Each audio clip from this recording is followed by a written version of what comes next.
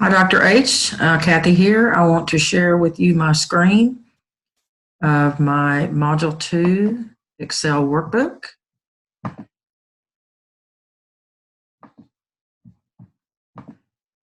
And there is my cover sheet showing the date and November the 10th. And here is my first scenario. It is on half-life of medications. In this scenario, we learned that there is no limit to half-lives. It continues on into infinity. An asymptote is a straight line approached by a given curve as one of its variables in the equation of the curve as it approaches infinity, which is shown in this graph on the right. And in this particular graph, it shows that the half-life of ibuprofen, which is 800 milligrams, at 10 hours would be at 0.8. And you would get to that by multiplying 800 by the exponent, which is negative 0.365. And it would show you that it would go off into infinity at this point. The second drug I chose was extra strength Tylenol at 500 milligrams. Use the same equation. It just used 500 times the exponent to come up with 0.48. The next one I did was a half-life of codeine, which had 100 milligrams at 10 hours, showed 0.09. And then the next one that I did was the half-life of oral vancomycin. And that was at 0.24. So I enjoyed learning about that because it's very important that you know your half-life patients, because you could easily overdose a patient if you did not know when they last took the drug and how long the half-life is, the value is for that particular drug. It's also important for you to know that for yourself. In the second scenario, this was about the GMO crops, and they were trying to show that that there were an increase in the United States of autism, also intestinal infections, and peritonitis, and the diagnosis of rheumatoid arthritis. I don't really necessarily believe that this is all true. This one is about functional bowel disorder, because I feel like that on one hand, GMOs are good because they do improve the products of the food that we eat. This would be corn and soy, and of course cotton, which we don't eat, but it's one of our main crops in the United States. I feel like they did this to make it appear that this was the causation for it, but I don't really believe that that's true. The FDA is responsible to make sure that our food is safe. They work in conjunction with the USDA and the EPA. They have to maintain certain requirements to in order to sell their product to the public. And I do feel like it's important that we consider the research and weigh out the benefits for ourselves and for our families. In scenario number 3, this is about impaired drivers from alcohol, talking about their blood alcohol. In this graph, it's showing that it is on a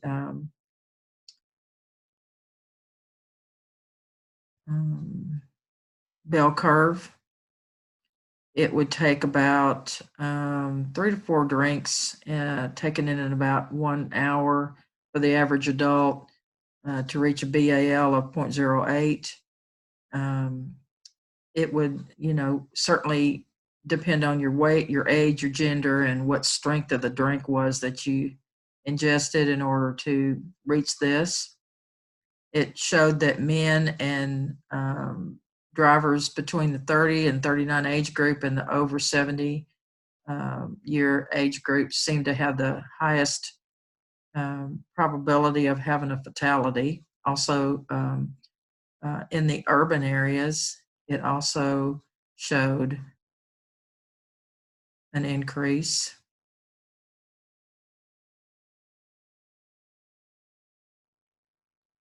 About 68% of the people would lie in the standard distribution of this diagram. In this particular Venn diagram, this is talking about, it says alcohol, cannabis, other recreational drugs, and medications in general. And it shows that all of these can factor into causing motor vehicle accidents. The union of the other recreational drugs and medications gives us the 5.9% in here. And I thought it was notable in the complement of the universal set that 59.9% of these drivers tested negative for substances. So when I calculated out those percentages here on the right, it came up to 114.9%, which really isn't possible. So I thought that was a little interesting that statistic did not add up to 100%. All right, moving on to talking about the BMIs. I look at your BMI as your ratio of your height and your build, your age, your weight, and I think it depends on your overall, all of those factors overall to come up with a BMI. They also, in some places, look at the circumference of your neck.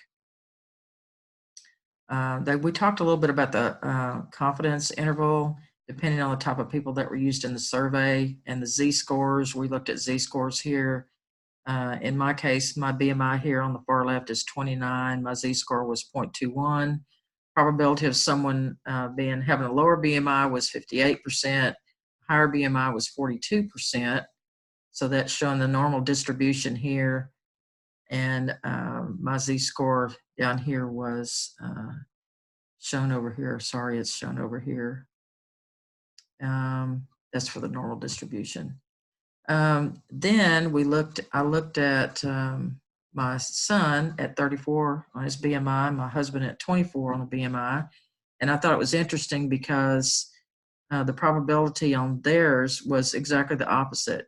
For my son, 85% lower, 15% higher, but with my husband, exactly the opposite, 15% lower, 85% higher. And their Z-scores were 1.05 and minus 1.05.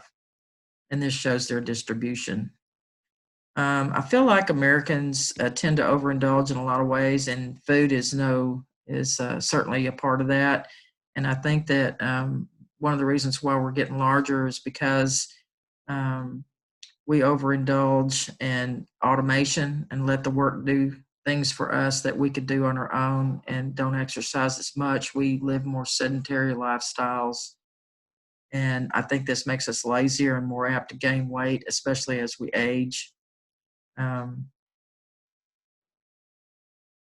It looks like Colorado seems to have the best BMI average at 23%, and in the Midwestern states, 35 to 39.5% seems to be what they're looking at.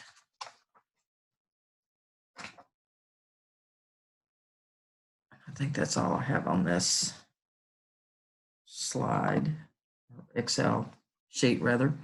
Number 5, the probabilities of skewed data. This shows that the distribution of wealth in the United States, and it looks like in the graph here, the first graph says the number of households percentages, 1 and 4% have 36.7 and 28.2% of the distribution of the wealth in the U.S., which is certainly high.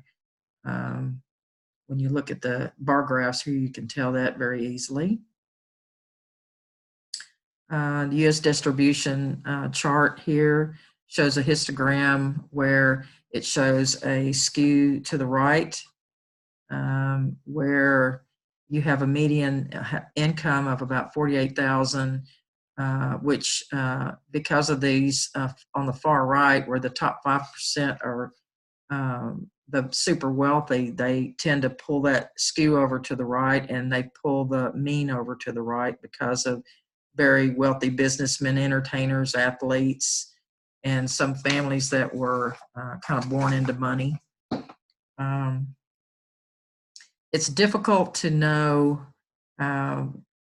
what the standard deviation is as far as what makes up a family, because this was based on families. So we don't know if there's 1 or 5 in a family. So that kind of skews everything to the right. It's hard to get the numbers correctly because you don't know exactly who all you're dealing with.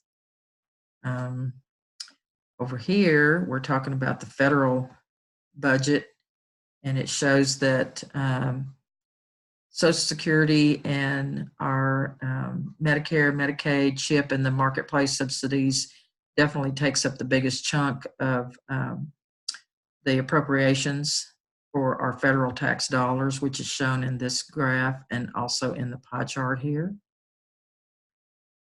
It does show that education is down at 2%, which is not very good in my thought. I would hopefully they would at some point put education a little bit higher on the list here.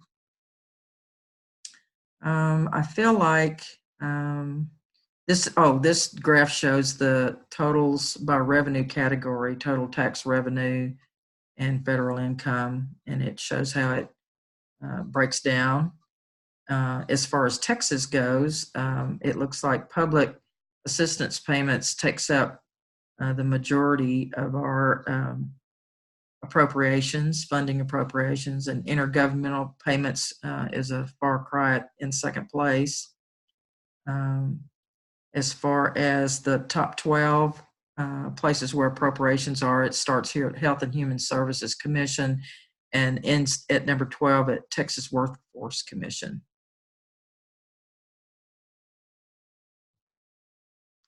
And I feel like we need to have a system in place, because if we didn't, there really would be very difficult for the elderly, the poor, and the sick to get the services that they need without taxes. So I think we do need to continue with our tax system. Okay, and finally, my sixth scenario is a comparison between living in Austin or San Diego, California.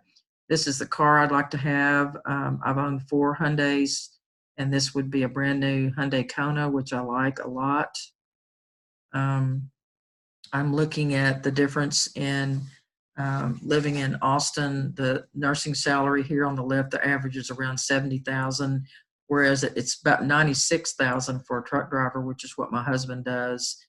And the condo here is off of Palmer Avenue, and it shows a mortgage calculator here below it, which breaks down into my monthly payments here. Looks like $1,716 would be the total.